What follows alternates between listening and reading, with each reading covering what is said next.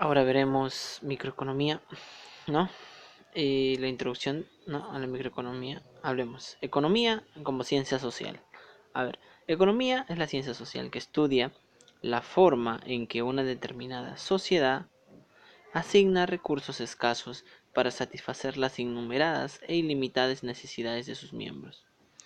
Como ciencia social trata de los problemas económicos de producción e intercambio de bienes y servicios, cuyas soluciones implican la cooperación e interacción de diferentes individuos.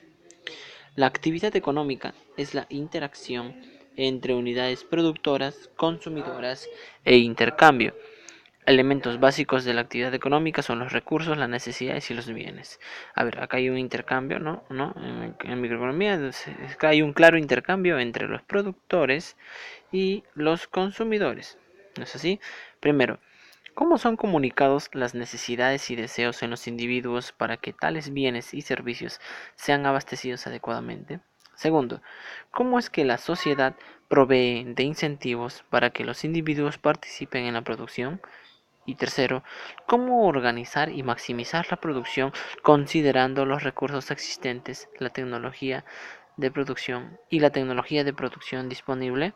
Finalmente, considerando que los individuos están en un momento involucrados en resolver el proceso de producción y en otro momento buscando los bienes y servicios que son producidos. ¿Cómo se establecen las reglas y acuerdos comerciales de intercambio de bienes y servicios?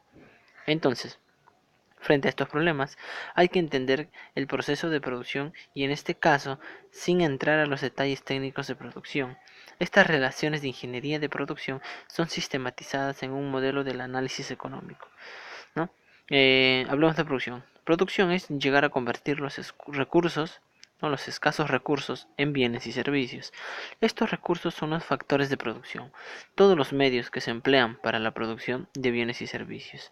La versión clásica indicaba como recursos a la tierra, al capital y al trabajo. La versión alternativa señala como recursos a los recursos naturales aprovechables que intervienen en la producción se obtienen de la naturaleza, como la tierra, los ríos, etc. Ahora, la población económicamente activa o fuerza de trabajo es el trabajo que pueden realizar el total de trabajadores con capacidad física y mental para laborar, incluidos tanto ocupados como desocupados, ¿no? ¿Qué es el capital? El capital hace referencia a los medios creados por el ser humano y que sirven para producir, tal como maquinaria, planta física de empresas, equipos de producción, entre otros. La tecnología, cualquier método para producir un bien o servicio, capacidad empresarial, consiste en el conjunto de habilidades y destrezas que permiten coordinar todos los demás recursos: tierra, trabajo, capital y tecnología. Es decir, la capacidad de diseñar y crear nuevos productos, de desarrollar nuevos procesos de producción y tomar el riesgo. Hablemos sobre el problema económico. Exige juicios de valor. Los economistas pueden interpretar la misma data económica de manera diferente. Se requiere una ciencia económica para cada tipo de sociedad, ¿no? Las sociedades son diferentes, ¿no? El comportamiento de las personas cambian de una sociedad a otra. Ahora, como en todo trabajo científico, la economía tiene dos categorías: la economía positiva y la economía normativa. La economía positiva estudia los principios y la economía normativa aplica los principios básicos. ¿Eso qué quiere decir? Que la economía positiva trata de cómo se resuelve el problema económico. En cambio, en la economía normativa, ¿cómo debe resolverse el problema económico? Ejemplo, por ejemplo, las regalías mineras, ¿no? Las regalías mineras. Si tratamos de enfocarnos en la teoría económica positiva, analizaremos los efectos sobre la distribución de la renta que genera las regalías mineras, ¿no? En cambio, en la teoría económica normativa, analizaremos el impacto en la inversión minera, o sea, ¿es o no deseable este impacto?, ¿no? La teoría económica, como toda teoría, puede expresarse de dos maneras: idioma o sistema de clasificación y serie de proposiciones con contenido empírico. El idioma o sistema de clasificación, su utilidad para construir un sistema de archivos eficiente para clasificar, por ejemplo, oferta, demanda, fuerzas que afectan al precio y todo eso, ¿no?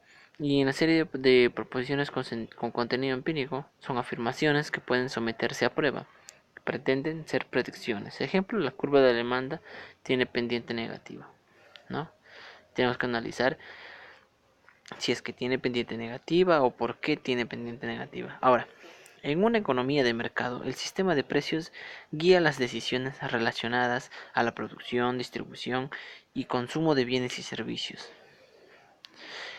Hablemos sobre microeconomía ahora. Microeconomía es una rama de la teoría económica que estudia el comportamiento de los agentes económicos identificados como productores y consumidores. La microeconomía estudia cómo estos agentes económicos reaccionan a cambios en los precios relativos, ¿no? Acá vemos un ejemplo, ¿no? Esto viene a ser el negocio, esto de acá viene a ser los consumidores, ¿no? Por ejemplo, ¿no? Acá la comida entra, ¿no? Y ellos, bueno, el bien, ¿no? Este es el bien y ellos el dinero, ¿no? Y de esta forma, ¿no? A ver, por ejemplo, acá está. Ya, este es el mercado financiero, el mercado de bienes y servicios y el mercado de factores. Vamos a analizar, ¿no?, los componentes de la microeconomía. Primero está la empresa y acá están las familias, ¿no? Entonces, cuando las empresas venden, ¿no? Venden sus productos, o sea, los bienes. Estos bienes los adquieren las familias.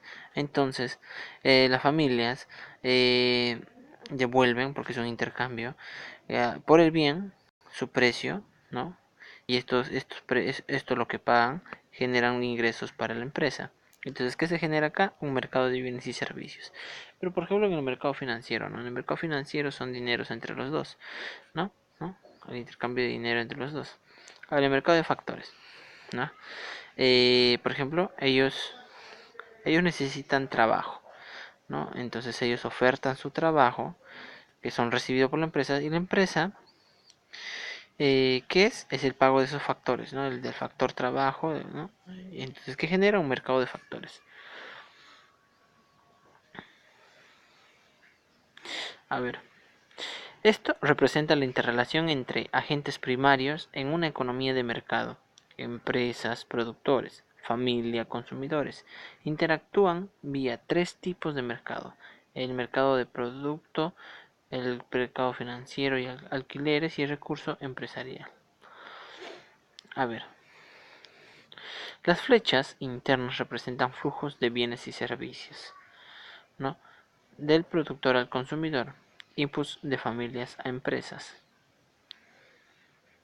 Las flechas externas representan flujo de gastos y pagos de consumidores a los ingresos por renta de las empresas. Los pagos a los factores son los costos de las empresas, que es igual a ingreso familiar.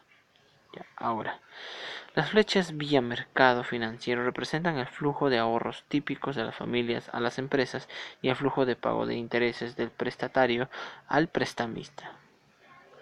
Ya. Microeconomía es una economía, en una economía de mercado, los precios relativos actúan como señales para guiar las decisiones de producción y consumo. Señalan la sobreoferta o escasez que pueda existir en mercados individuales, guiando la asignación de los recursos para su mejor uso. Hablemos sobre los precios relativos. ¿Qué son los precios relativos? Son una razón establecida entre dos precios, ¿no? O la razón entre el precio de un bien en particular y el precio promedio ponderado, ¿no?, de todos los otros bienes disponibles en el mercado, ¿no? Y acá está la ecuación. Precio relativo es igual a precio de bien X sobre precio de bien Y, o el precio de bien X sobre el precio promedio, ¿no?, el precio ponderado de todos los demás bienes. Ya, por ejemplo, ¿no?, el caso del precio de los bienes Precio de vestido de algodón y precio de los polos de algodón. Observamos que el precio del vestido se incrementa respecto al del polo, ¿no? Ahí está.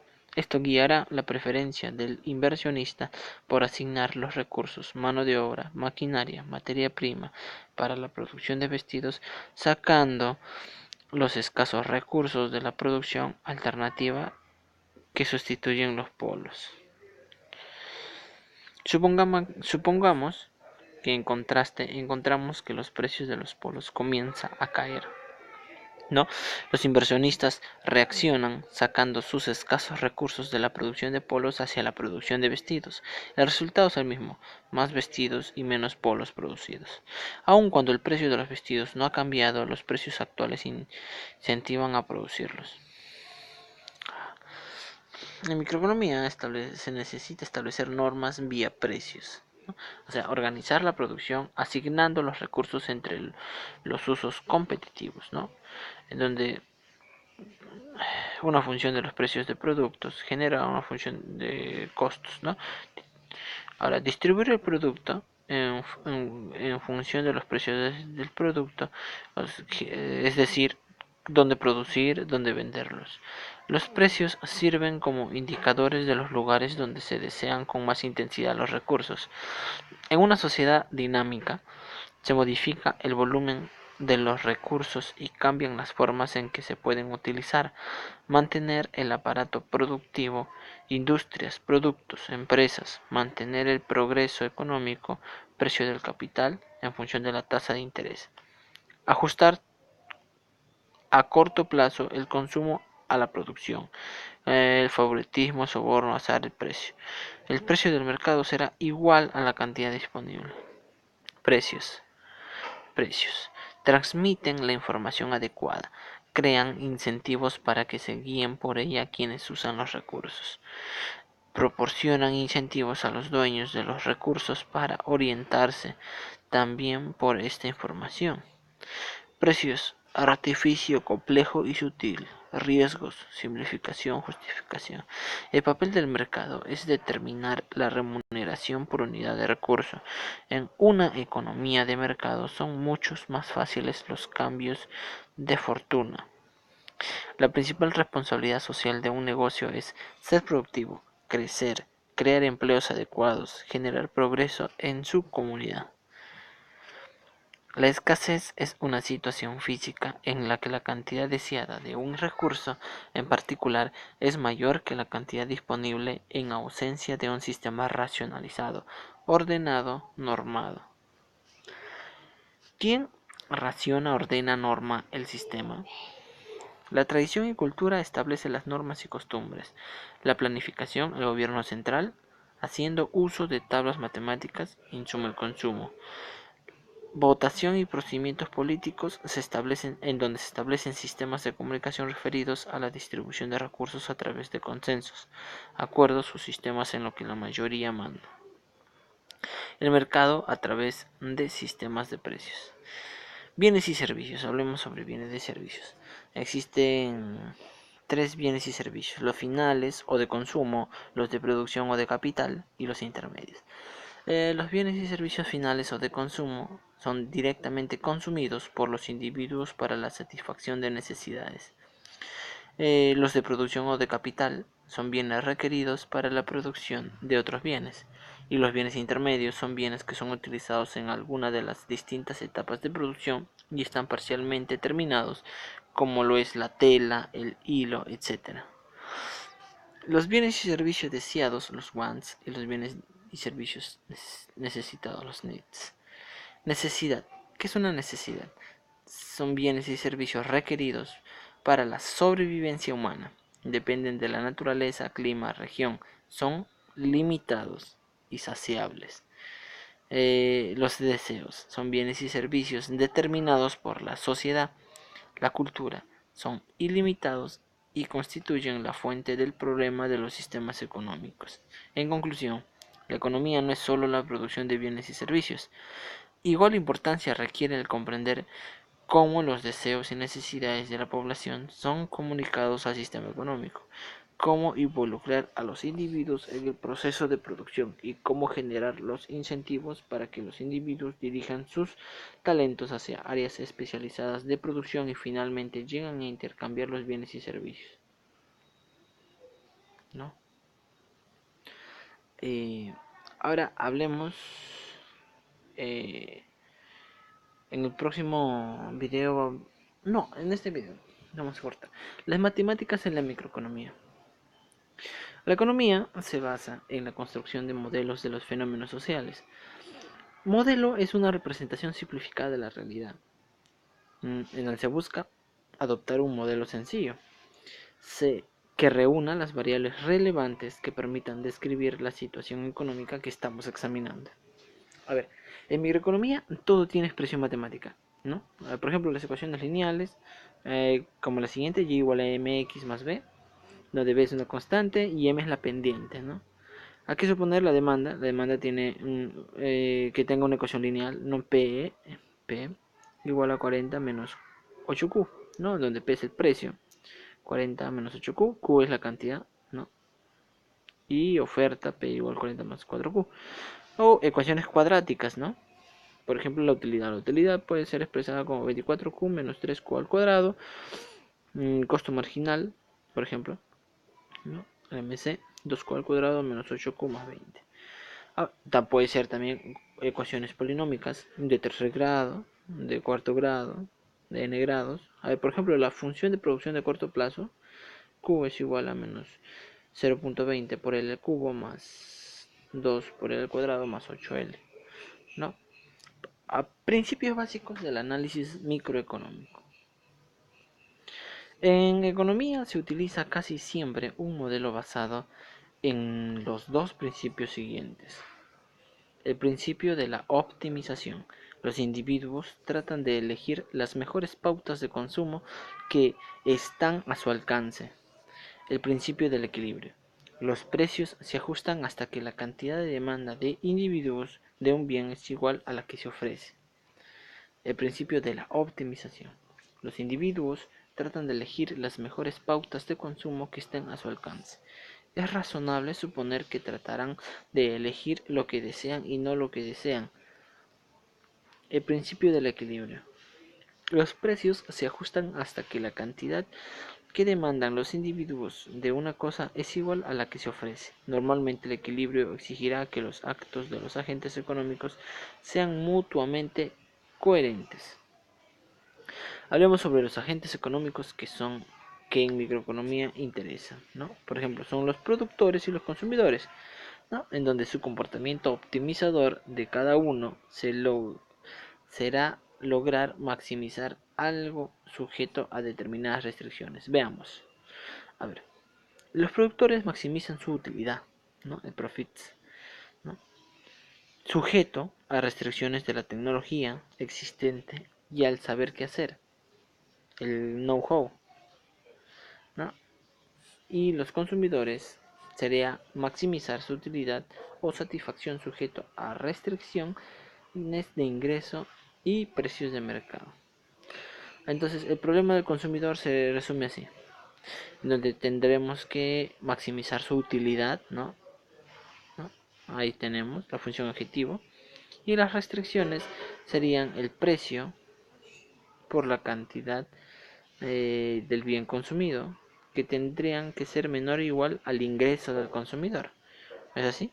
Ya está. Ahí se nota que hay una sumatoria. Una sumatoria de que de los precios por la cantidad, ¿no? Menor o igual que el ingreso. Ahora el problema del productor. El problema del productor sería maximizar, ¿no? Las ganancias, ¿no? No, acá está. Y viene a ser el precio, no, del producto a lo cual está vendiendo por la cantidad de productos menos lo que le cuesta el factor trabajo, el factor capital, el factor tierra y materiales y el factor calidad del empresario, ¿no? Ingresos menos costos. Ahora,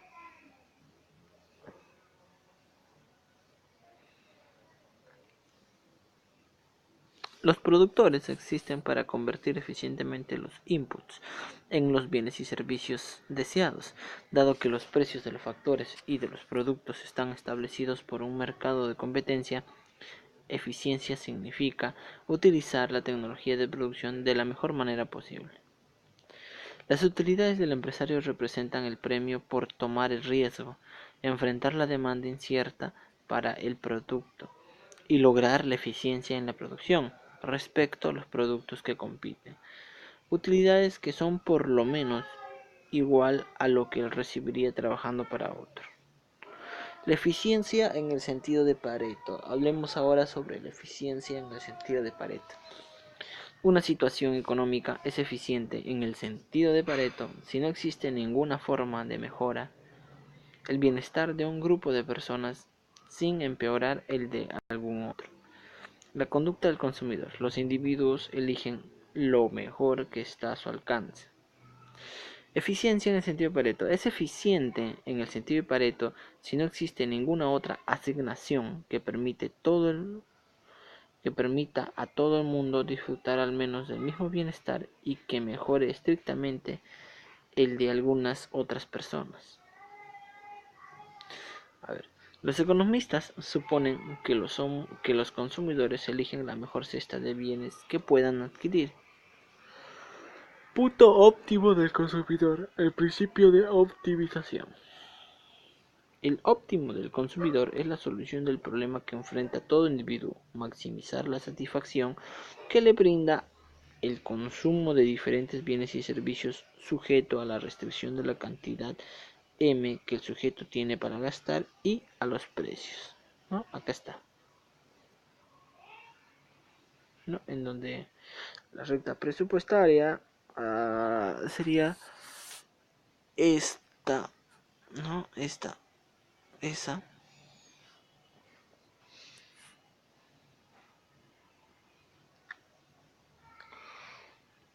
¿No?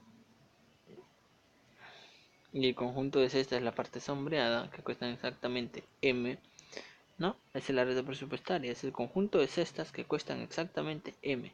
Y el conjunto de cestas que cuestan menos o igual que M viene a ser el conjunto presupuestario. ¿Es así? Ya está. En donde IC, IC0, IC1, IC2 son curvas de indiferencia. O sea, curvas de indiferencia, donde quiere decir donde la utilidad o satisfacción de cada una de esas cestas es la misma, ¿no? Ahora,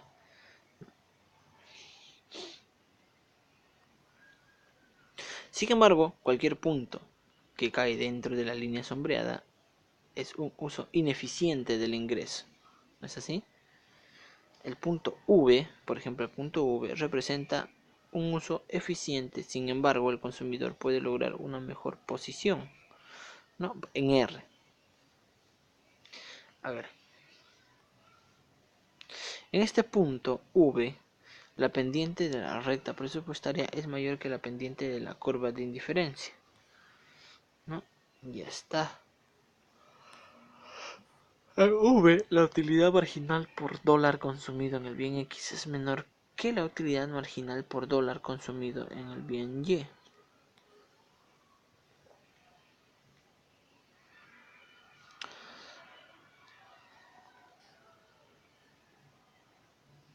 Este consumidor puede incrementar su nivel de satisfacción reasignando su ingreso para comprar más del bien Y.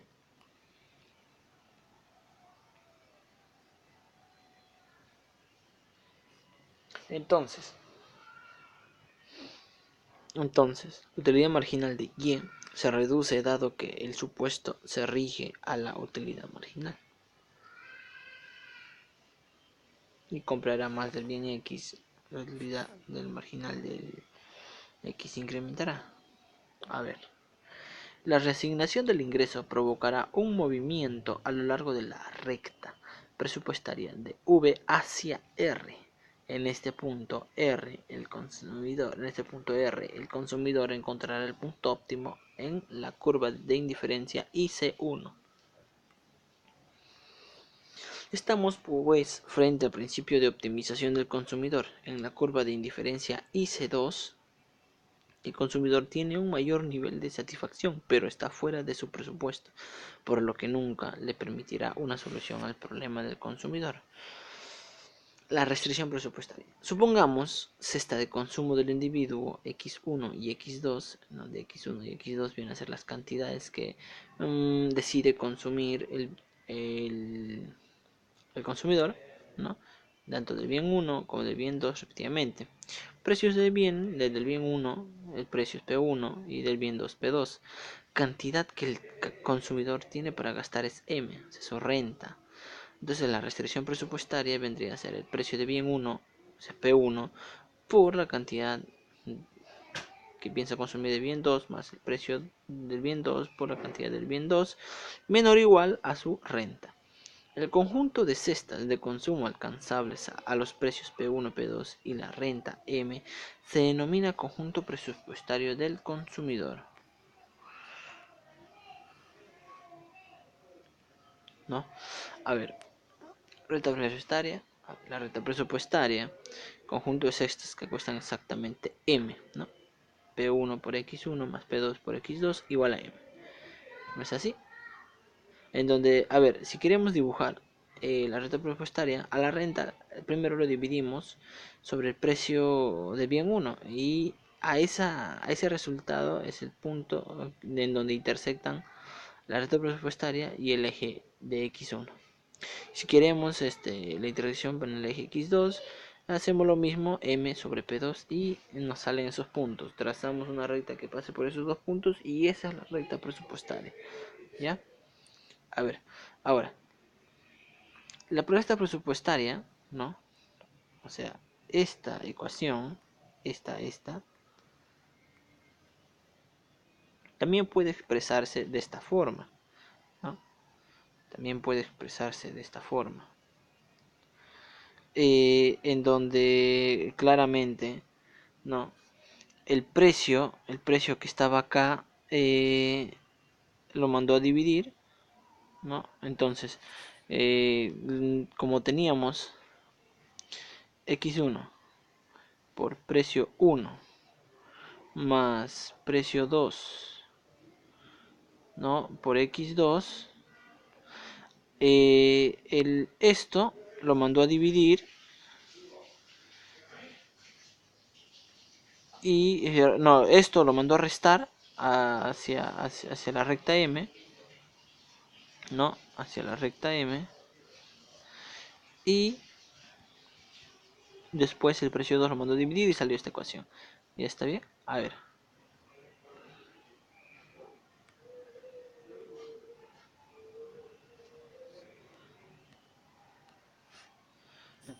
Ya. A ver. Cuando varían los precios y las rentas también varían,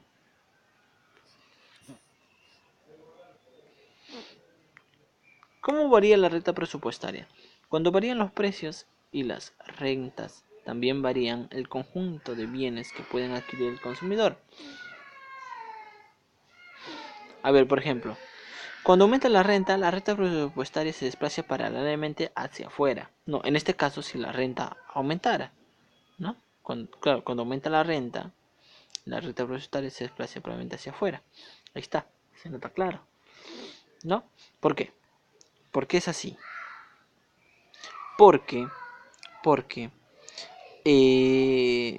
como les expliqué cómo se traza la recta presupuestaria, este resultado, tanto como M aumenta, entonces el resultado de la división de M sobre P1 con un M mucho mayor sería un número mucho mayor, ¿no? Ahí es igual, este M también aumenta, por lo tanto es mayor.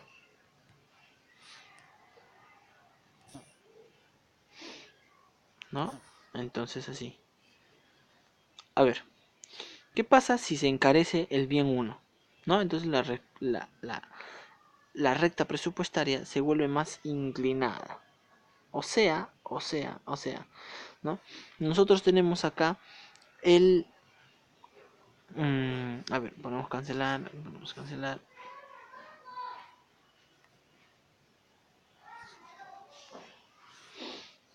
Tenemos el bien, no la renta sobre P1, pero como la renta aumenta, no, que diga, como el precio aumenta, entonces esa división es más chiquita, un número más chiquito, entonces por lo tanto la intersección estaría en este punto y se vuelve un poco más inclinada la recta presupuestaria.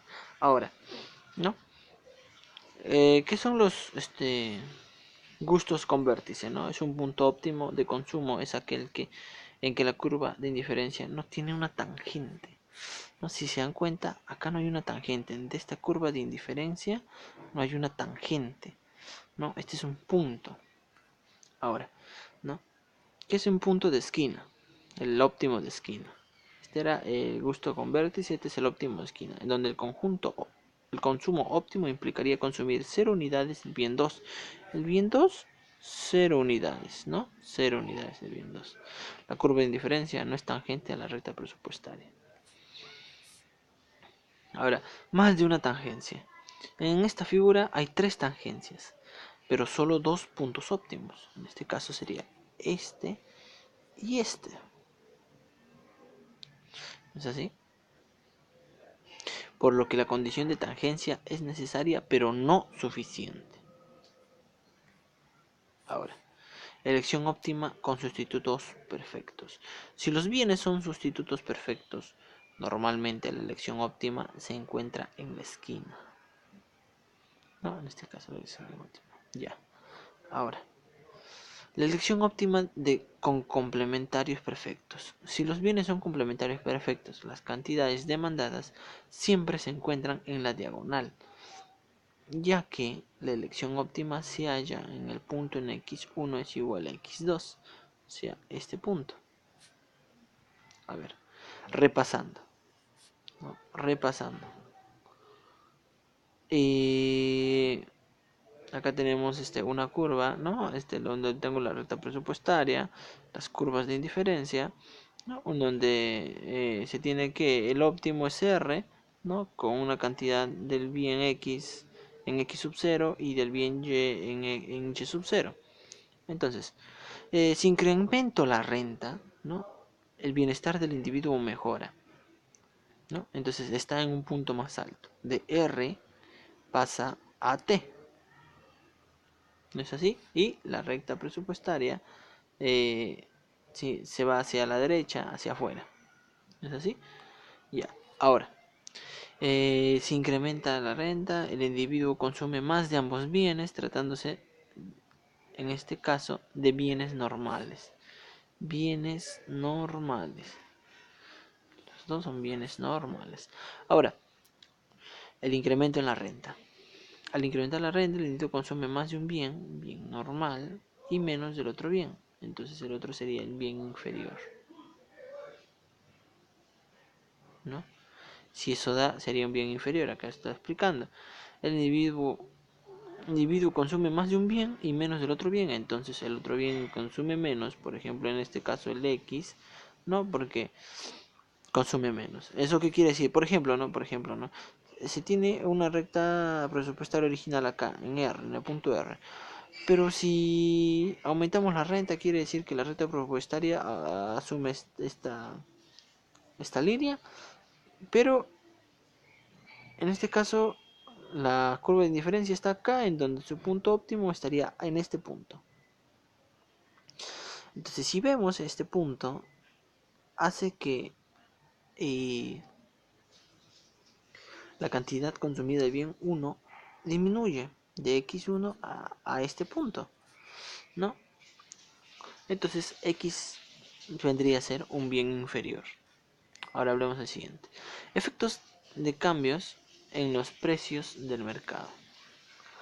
Si se reduce el precio de X, la canasta de consumo se incrementa en el bien X, la satisfacción de individuo pasa del punto R al punto T, ¿no? La canasta de consumo se incrementa en el bien Y, Entonces la satisfacción del individuo pasa de R a T, como se nota en la figura. No, en un bien ordinario. Ordinariamente, demanda de un bien aumenta cuando baja su precio. No, cuando baja su precio. Bien Giffen. Bien Giffen, tanto bien 1, bien 2. Cuando baja el precio, baja la demanda. A ver, no, a ver. Este es la regla presupuestaria original. Pero si baja, no, esta es la presupuestaria original, pero si baja el precio, entonces se puede consumir más del bien 1, ¿no? Si se puede consumir más del bien 1, la resta presupuestaria es esta inclinación, en donde el punto óptimo está acá, pero si no nos damos cuenta el punto óptimo, genera una reducción de demanda del bien 1. A ver, demanda del mercado. A ver, vamos a ver. Construcción de la curva de demanda a partir de cambios de la renta presupuestal ante cambios en los precios. ¿No? Se tiene, ¿no? Una canasta de bienes en X y Y que maximiza la satisfacción a precios dados en P0X y PI0Y. ¿No? Tenemos la siguiente. Por lo tanto, en la demanda individual del bien X, en la donde acá sería la cantidad y el precio del bien X, las combinaciones precio-cantidad que representan el óptimo del consumidor para diferentes precios del mercado. Vemos. Entonces, como teníamos un punto A, ¿no? Un punto A, ahora un punto B. ¿Qué genera este punto B? Este punto acá, en el precio, ¿no? ¿No? Entonces, vamos dibujando así la demanda individual del bien X, ¿no? Acá se nota bien claro cómo va aumentando y se va generando la demanda individual del bien X. No, no es así, así. Ajá. A ver. Cambio en excedente al consumidor. Este viene a ser el cambio en excedente del consumidor, en donde sería la variación de la utilidad debido a la variación del precio.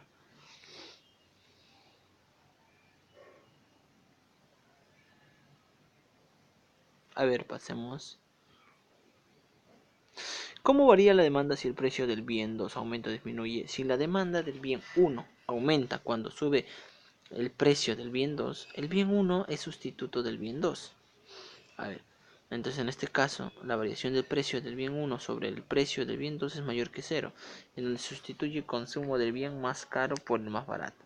Si la demanda del bien 1 disminuye cuando sube el precio del bien 2, el bien 1 es complementario del bien 2, ¿no? Entonces son bienes que se consumen juntos. Entonces, la variación del precio 1 sobre la variación del precio 2 es menor o igual que 0.